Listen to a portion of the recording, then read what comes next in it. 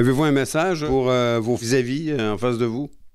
En fait, j'ai pas vraiment de message à faire.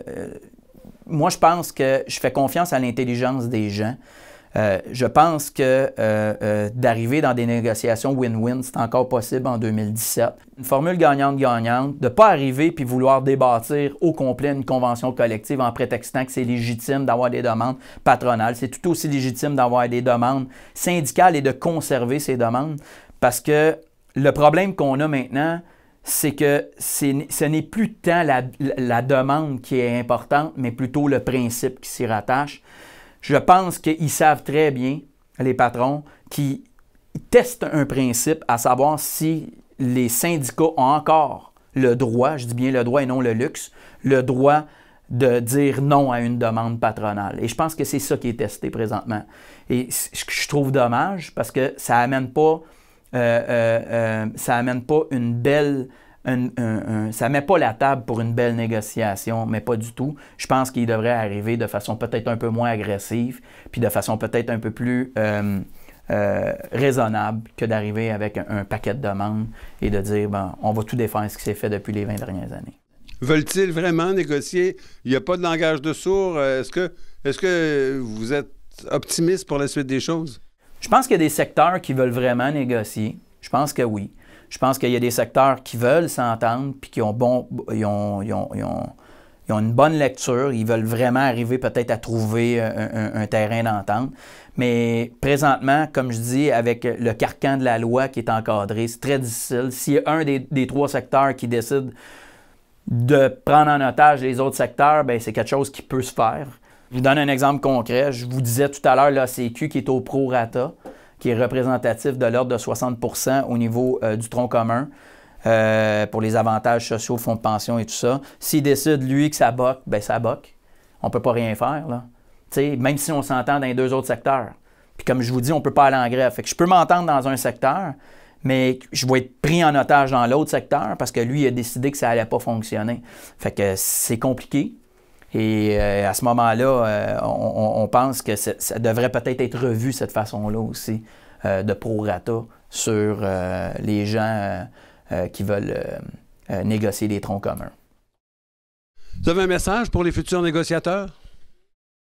Oui, je leur souhaite de tout cœur qu'on réussisse à faire les changements nécessaires parce que je pense qu'aujourd'hui, ce n'est pas tant les textes dans la convention collective, même si on considère qu'ils sont très importants. On pense que ce n'est pas nécessairement ça qui compte, mais plutôt les changements au niveau législatif dans le cadre de R20. Si on peut apporter ces changements-là, on est convaincu que pour eux, dans le futur, ils vont être mieux positionnés pour pouvoir négocier. Ils vont arriver avec un équilibre, disons, beaucoup plus partagé. Et j'espère qu'on va arriver à mettre de l'emphase là-dessus pour que ces gens-là puissent arriver à négocier de façon correcte. Et je tiens à dire l'importance pour les négociateurs de garder la transparence auprès de leurs associations, auprès de leurs membres. C'est important de garder les gens informés. C'est important que les gens dans l'industrie de la construction, hommes et femmes qui ont adhéré, comprennent les enjeux, puissent se pencher parce que ce sont nos mandants. C'est eux qui nous mandatent à les négocier pour eux et d'être le plus représentatif pour ce que nos gens veulent réellement.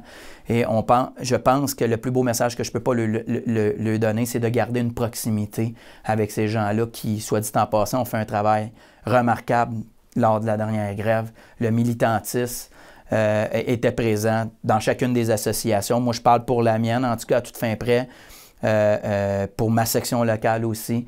Je suis très fier de ces gens-là qui ont milité et qui prennent à cœur leurs conditions de travail et leurs acquis qui ont été durement gagnés, je pense, par les gens qui étaient là auparavant puis qui ont fait en sorte que la construction est encore une industrie viable et souhaitable pour bien des gens.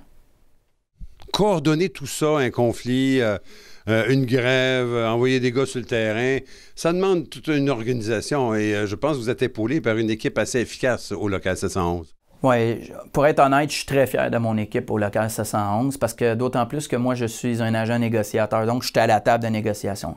Toute la partie mobilisation, c'est l'équipe qui le fait. Fait que sans équipe, moi, Je ne vaux pas plus ni moins. Un ne va pas sans l'autre. Je peux bien négocier, mais nécessairement, ce qui va se transmettre, l'information, la mobilisation, véhiculer tout ce qui est à faire, mettre en place l'organisation, c'est toute l'équipe qui va le mettre en place. Et si mon équipe n'était pas là, bien évidemment, ce serait impossible pour moi d'arriver à m'en sortir. Un gros remerciement à toute l'équipe qui a été disponible tant au niveau des membres qu'au niveau des médias, qui se sont prononcés correctement, qui ont été volubiles, qui ont choisi des bons caractères, qui ont choisi aussi un bon langage approprié, pour ne pas dépeindre encore une industrie qui est souvent malencontreusement dépeinte. Vous avez été grandement des acteurs qui ont fait en sorte qu'on ait été soutenus. Puis moi, je me suis senti privilégié aux tables de négociation d'avoir une équipe aussi belle que la mienne. Pour la majorité des Québécois et Québécoises, nous connaissons tous quelqu'un qui provient de l'industrie de la construction. Pour les syndicats, notre travail, c'est s'assurer que les travailleurs et travailleuses vivent de leurs conditions de travail de façon honorable et de façon sécuritaire, sans toutefois négliger leur famille. Après tout, nous sommes les bâtisseurs du Québec de demain.